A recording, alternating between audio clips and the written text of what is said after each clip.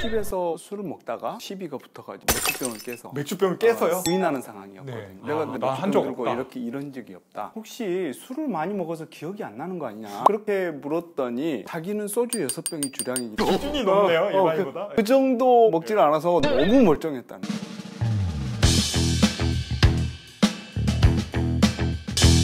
안녕하세요. 전문직 삼관왕 변호사, 회계사, 감정평가사 박상빈입니다.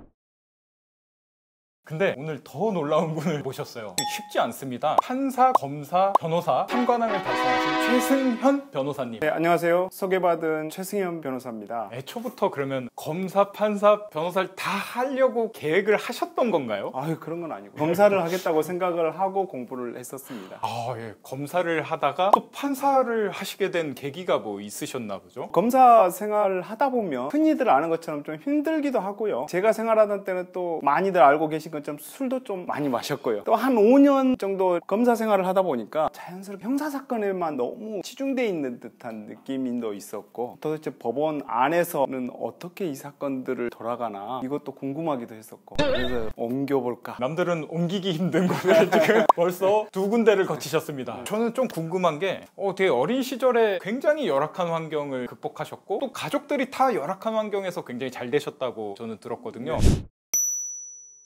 이런 얘기는 좀 그냥 잘난 척 하나 이런 얘기 싶어서 그런데, 제가 태어났던 고향이 전남 무안의 조그만 섬입니다. 이름도 지도에 나오지도 않고 지도에 점 하나 정도로 나와 있는 섬인데, 신미도 같은 곳인가요? 그런 정도 생각하시면 됩니다. 한 20가구에서 30가구 정도 사는 동네인데요. 거기서 실제로 제가 대학 들어갈 때까지는 전기가 들어오질 않았어요. 그러면 어떻게 촛불 켜고 공부하셨어요? 촛불까지는 아니고 일시적으로 발전기 몇 시간 돌리면 이제 그 몇 시간 돌리는 동안에 전원도 들어오고 이런 식의 생활을 하던 곳이었습니다. 거기는 초등학교까지밖에 없고요.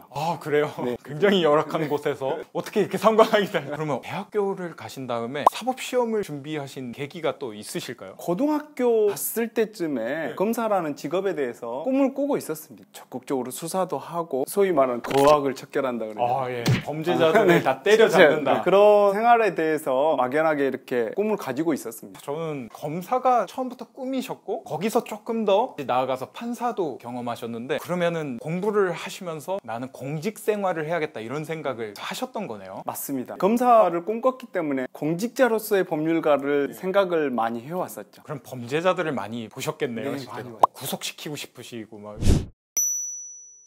실제로 그런 사례가 있습니다. 제가 검사 생활을 하면서 동네에서 주변 사람들을 굉장히 괴롭혀요. 한 50세 정도 된 분이었는데 심하게 때리거나 상처를 입히거나 그러지 않는데 보통 한 2주, 3주 계속 괴롭히고 또 동사무소 같은 데 가서 행패 부리고 이런 분이었는데, 묘하게 또 합의는 또 해요.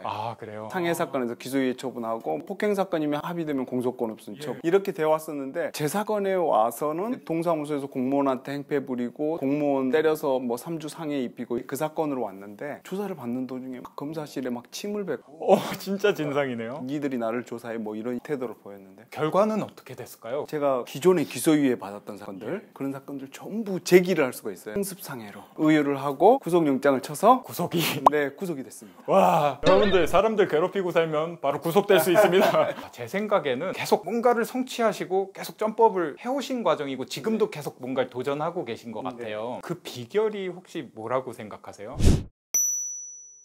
사법시험 공부할 때도 그랬지만 예를 들어서 책을 읽는 걸로 본다면 하루에 내가 이 정도 양을 읽을 수 있겠다, 이 정도 양을 공부할 수 있겠다, 목표량을 세우면 보통 목표가 100이라고 치면 저는 처음에 계획을 세울 때부터 목표를 110 정도로 세웁니다. 110 정도로 세운다. 일단 그게 첫 번째 포인트네요. 맞습니다. 그리고 실제로 공부를 하거나 책을 읽다 보면 110이 됐으면 보통은 오늘 목표를 달성했으니까 그렇죠. 이렇게 될 수 있는데 거기에서 한 10% 정도를 더 합니다. 120%를 하고 제가 성취감을 느끼고 만족감을 느끼고 그런 식으로 생활을 해왔습니다. 와, 대단하시네요. 계속적으로 누적적으로 뭔가 쌓아나가시되 초과 달성을 하면서 그날 보람을 느끼고, 이 한 가지만 더 궁금한 게 있는데요. 이렇게 뭔가 대단한 사람들은 시간 관리를 어떻게 하는지 우리 대표 변호사님께 시간 관리에 대해서 좀 여쭤보겠습니다.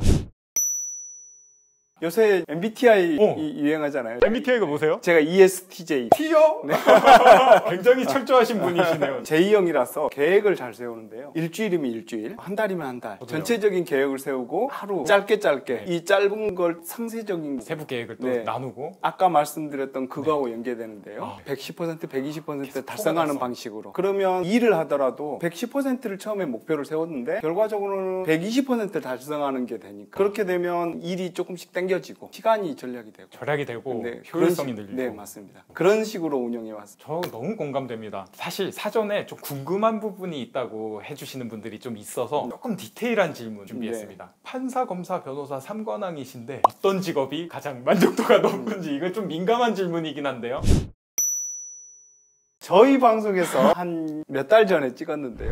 판사 만족도는 한 90%는 됐다고 봅니다. 판사, 변호사, 검사 순에 만족. 경제적인 면이나 시간적인 면에서는 변호사가 가장 낫고요. 낫다라는 게 아니면 가장 좋다. 그때는 제가 판사가 만족도가 제일 높다 예. 이런 말씀을 드렸었는데요. 조금 더 생활을 네. 해보니까 시간적인 면에서나 많은 사람들을 도와줄 수 있다는 면에서나 경제적인 면에서 예. 변호사가 만족도가 상당해요.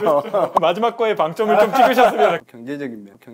경제적인 면에서나 어쨌든 변호사가 사실 할 수 있는 게 너무 많기 네, 때문에 맞습니다. 또 어려운 분들 많이 도와주시느라 그렇게 생각하시는 것 같고요. 또 한 가지 질문. 판사 시절 기억에 남는 에피소드. 왜냐면 다 경험하셨으니까 에피소드가 다 각기 다를 것 같아요. 한 사람이 이렇게 여러 가지 경험하기가 쉽지가 않거든요.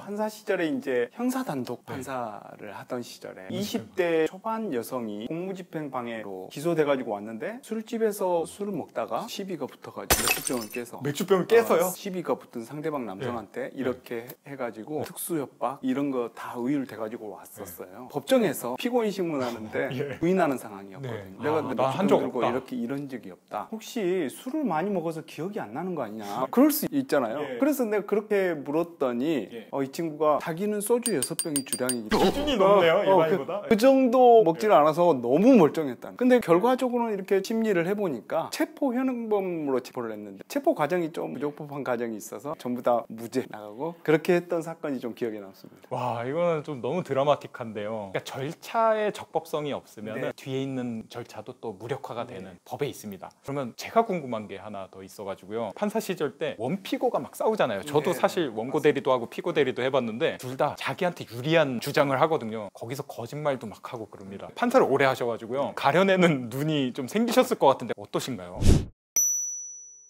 제가 법원에서 생활을 할 때 판사들끼리 한 얘기가 있어요. 미국이나 이런 법정 보면 막 선수하면 굉장히 중요하게 생각을 하잖아요. 거짓말하면 큰일 나는 것처럼. 근데 그런 거와 달리 우리나라 법정은 거짓말의 향연이라고 할 만큼 엄청 거짓말이 난무 정도의 차이겠지만 판사들 저마다 노하우가 있는 것 같아요. 저 같은 경우는 한 2가지 정도 보는데요. 얘기를 할 때 판사하고 이렇게 눈을 마주치기를 좀 꺼려하는 것 같아요. 거짓말 하는 분들은. 거짓말 하시는 분들 부리부리 떠주시기 바랍니다. 그래서 지금 이제 변호사 하면서 의뢰인들한테 그 얘기를 한다. 이렇게 하면 거짓말로 볼 가능성이 있다. 역시 노하우가 있으셔서. 그리고 이제 더 큰 거는 어떤 상황 설명을 할 때 질문에 대해서 곧바로 답을 하지 않아. 직접적인 답을 하지 않고 막 뭔가 부연 설명을 막 하려고 해요. 나오는 데까지 시간이 막 걸려요. 그런 경우에 거짓말이 아닌가 하는 의심을 하게 되죠. 첫 번째 포인트, 눈을 안 마주친다. 두 번째, 부연 설명이 많고 중언부언하고 뭔가 애매하다. 네, 맞습니다. 저는 이 경험이 되게 소중한 게 뭔가 심리학 전공을 하지 않으셨는데도 이런 걸 꿰뚫는 거예요. 역시 판사를 오래 하시면은 그런 게 생기는 것 같습니다. 지금 검사 시절 얘기도 좀 들었고 판사 시절 얘기도 좀 들었는데요. 마지막으로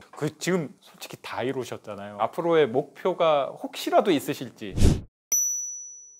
앞에 말씀드렸다시피 검사로서 이제 수사 경험도 해봤고 판사로서 이제 재판하는 경험도 해봤고 변호사 생활을 몇 년 해본 상황인데요. 더 많은 사람들에게 제 경험이 도움이 되는 그런 상황이 되었으면 좋겠어요. 많은 사람들한테 일단 도움이 될 수 있도록 쓰임받는 삶을 사는 게 목표시다. 오늘 진짜 어디서도 들을 수 없는 노하우 듣고 거기에서 나온 소리도 듣고 여러분들은 오늘 운이 굉장히 좋으신 겁니다. 그러면 여러분들 다음 영상에서 더 알찬 내용들 준비해 오겠습니다. 기대해 주세요. 감사합니다. 고맙습니다.